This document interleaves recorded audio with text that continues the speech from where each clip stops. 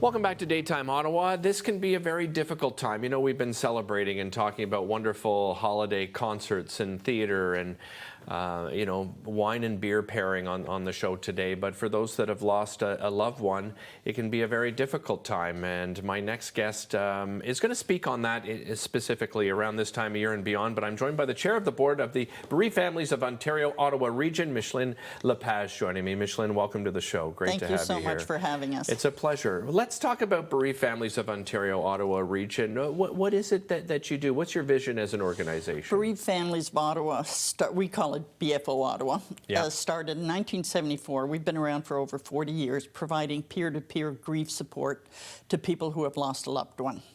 And our strength is in the peer support. Our volunteers and facilitators are all trained to facilitate, and they've all incurred their own losses, so they've lived the experience. They provide the lived experience to our participants. What brought you to BFO Ottawa? I lost my son to cancer in 2014. Thank you. And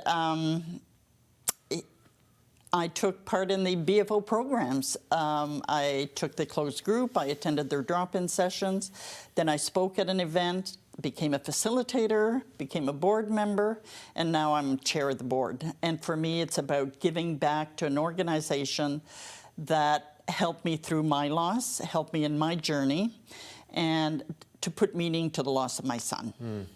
Can you tell me a little bit about your son? He was 32. He had two young children. He had a 2-year-old and a 4-year-old at the time. Wow. And one of the last things my son said to me was, my kids. So that also gave me purpose to push on and to fight through and to move forward with my grief. And that's what we try to help our participants do, is to move forward. You never leave your grief behind. It's with you for the rest of your life, but it's repurposing your grief and trying to make good of your grief. Micheline, I imagine, you know, talking to others who have gone through the same, did it then help you have those conversations with your grandchildren? You know, your son leaving behind two beautiful young children. Absolutely. Right? We still talk about him when family gets together, but now it's turned more in a positive. Right. We tell funny stories about him, and that's all part of the mindset of helping people. In the early stages, they're very heavy into their grief and what we call the fog.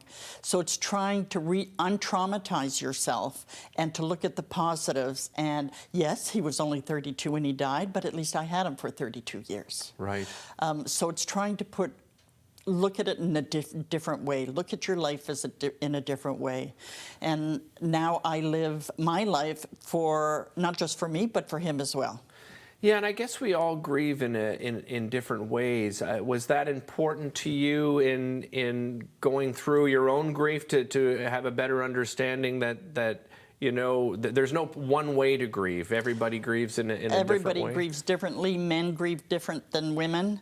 And to be able to share the experience and give people hope that when we stand up there and talk with them and we're able to be more in control of our loss, we're giving them hope and inspiring them that they too will get there. Because in the early stages of grief, you wonder, will I ever come out of this? Yeah. Will I ever feel better? Will I ever feel joy again? So it's giving them that hope through us that they will get there. Why do you think it's important to have these conversations? If you don't deal with your grief or your losses, we have people that come to us that lost 10 years ago, 15 years ago, but because it was unresolved grief, it wasn't dealt with. It eventually resurfaces and forces you to have to deal with it. And if it's not dealt with, then it could turn into mental health issues. Right, yeah, of course. So we're establishing a relationship now with the Royal Ottawa to help support us in partnering with us, because it can very easily lead to mental health issues. Yeah, so tell me about that partnership. What do you hope that's going to look like? We're just starting that partnership. So the conversations have just begun, I see. Absolutely, absolutely. I mentioned off the top, you know, on this show, we're talking entertaining ideas and holiday decor and, you know, wine and beer pairings. And but it is a difficult time for a lot of people. I know it's still difficult for you, but around the holidays, I imagine you've changed that conversation, as you've said, into more celebrating the life that as well, right? And for my son, he wanted his children to have a normal Christmas. So again, that pushed me to keep going forward, and it was something he wanted to do. But for a lot of people, they are alone, and COVID didn't help that. So they're probably more alone than they ever would have been in a normal circumstance. And quite often in the early stages of grief, people want to go into isolation. What's your advice for those people? To try to participate, try to be part of something, change your traditions, do a different tradition, something that's meaningful to you. It could be buying a special ornament for him every year. A lot of people don't even put up a Christmas tree in the early stages. It could be just yourself and your partner, or your other child if you have one. Change your traditions, which helps a lot. Yeah, no, some excellent advice. For some people, it's maintaining the tradition because that's what they would have wanted. Right, yeah. So everybody grieves differently. Right? Correct. Yeah. But it is a very tough time. A lot sure. of people are going through it, and we're now facilitating our closed groups. And that's one of our topics now in the next week or two, is some of the things you can do over the holidays to help you through. These programs and peer groups and services that are offered through the organization, it takes money and it takes volunteers. How can people help support you? As you know, grief isn't something people like to talk about, and it doesn't come to the surface until they've incurred a loss.